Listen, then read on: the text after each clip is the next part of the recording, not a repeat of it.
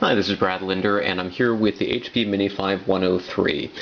This is an interesting little netbook for a couple of reasons. At first, you might think it looks pretty typical. It's got a 10-inch display, it's got a slightly smaller than full-size keyboard, and a relatively small touchpad. But the first thing that makes this distinctive is that it's one of HP's business-class netbooks, and that means that it's got an all-metal case with aluminum top, a magnesium alloy bottom. It's got a faster-than-average hard drive with a 7,200 RPM speed. A hard drive sensor that will detect if you're dropping the laptop, so that it'll shut off the hard drive or stop it from spinning to prevent damage, and a keyboard that has what HP calls its DuraKey finish.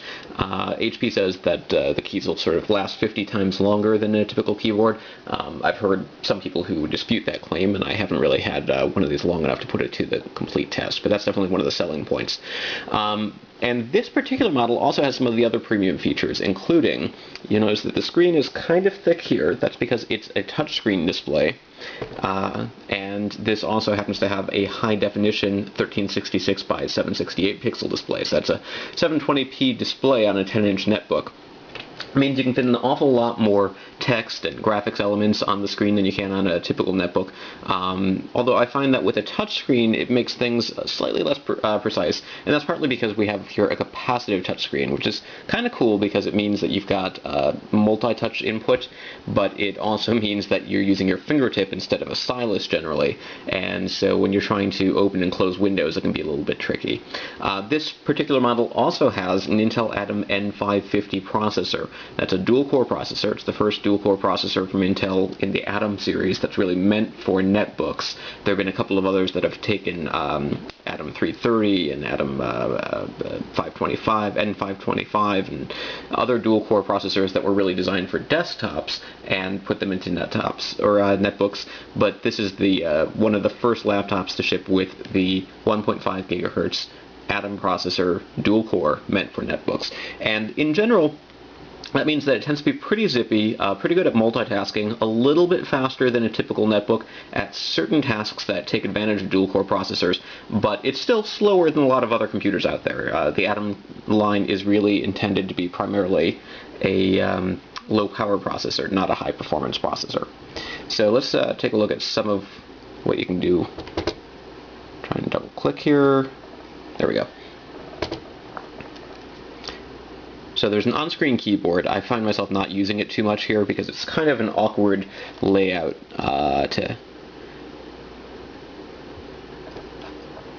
think you're supposed to be able to stretch that. Here we go. Grab the corner. But still, you know, the screen doesn't swivel, so it's kind of an awkward system to put your fingers up here to use the on-screen keyboard, especially when you've got a full-size keyboard right down here. But just to show you that it can be done, let's go ahead and...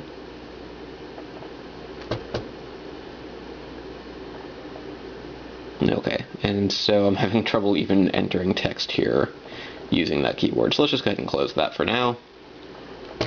And not really sure what just happened.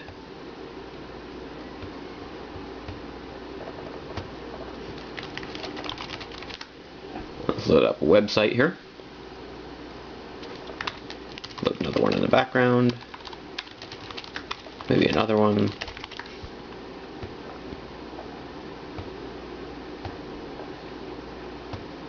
So here you go. You can see that there's a fair amount of space around the sides, which is something that you wouldn't see on a typical netbook. Liliputing was designed really to take up the space on a typical netbook display, so it's about 1024 pixels across, but you've got all this extra space on the sides here. This is a multi-touch screen, which means that you can actually zoom in by using two fingers on the display, or you can use your keyboard shortcuts to essentially accomplish the same thing. Now, the Google Chrome web browser doesn't include touchscreen optimizations, which means that you have this fairly small scroll bar by the side here. You can adjust Windows settings, but you can't just flick through here. New York Times website, again, you have space on the sides. Liliputing website, space on the sides. And let's go ahead and close that and load Windows Internet Explorer.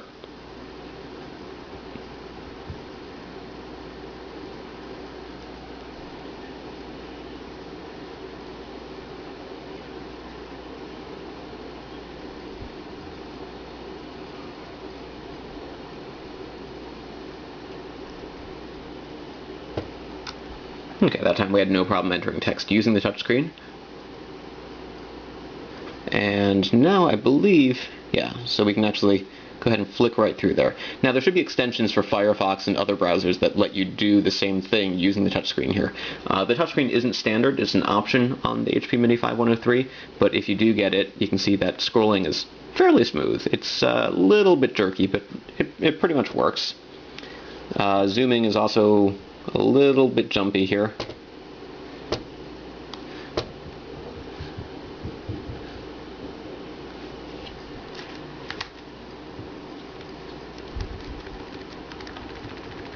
And overall, I tend to find everything a lot more responsive when using the keyboard.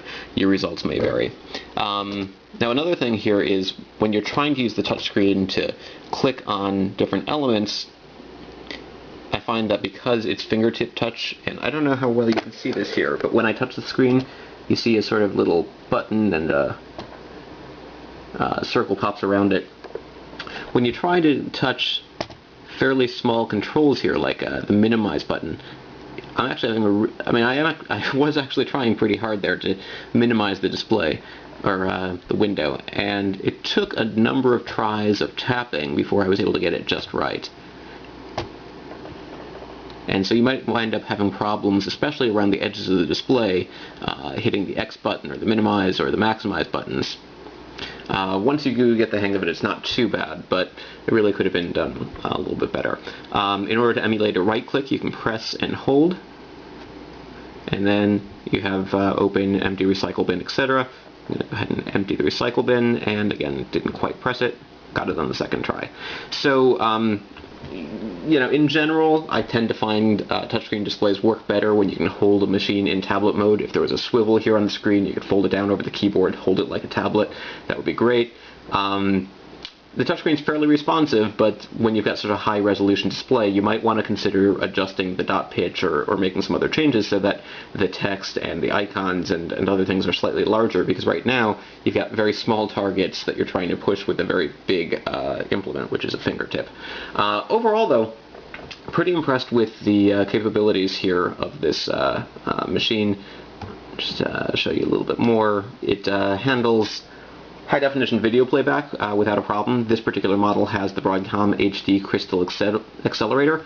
Intel says that even with a standard unit with an Atom N550 processor, you should have no problems with 720p video. This particular model can also handle 1080p video. Let's go to YouTube. Flash video is a little bit trickier even with the Broadcom card, and some high-definition videos work great, others don't, but let's do a 720p search.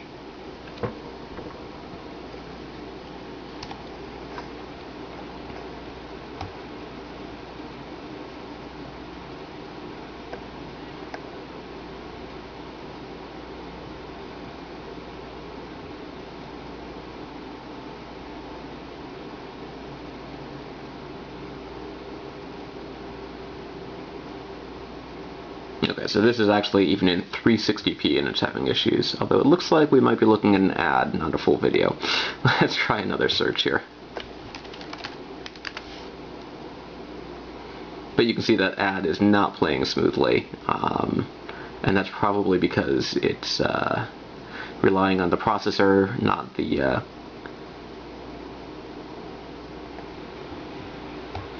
accelerator.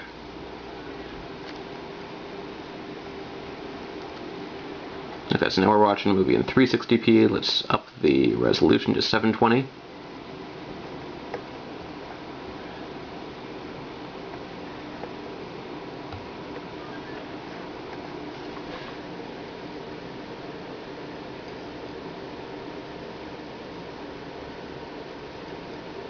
And overall, that looks pretty good.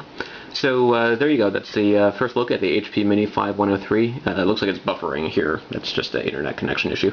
HP Mini 5103 with a capacitive touchscreen display, the high-definition display, Intel Atom N550 processor, and some other business class elements.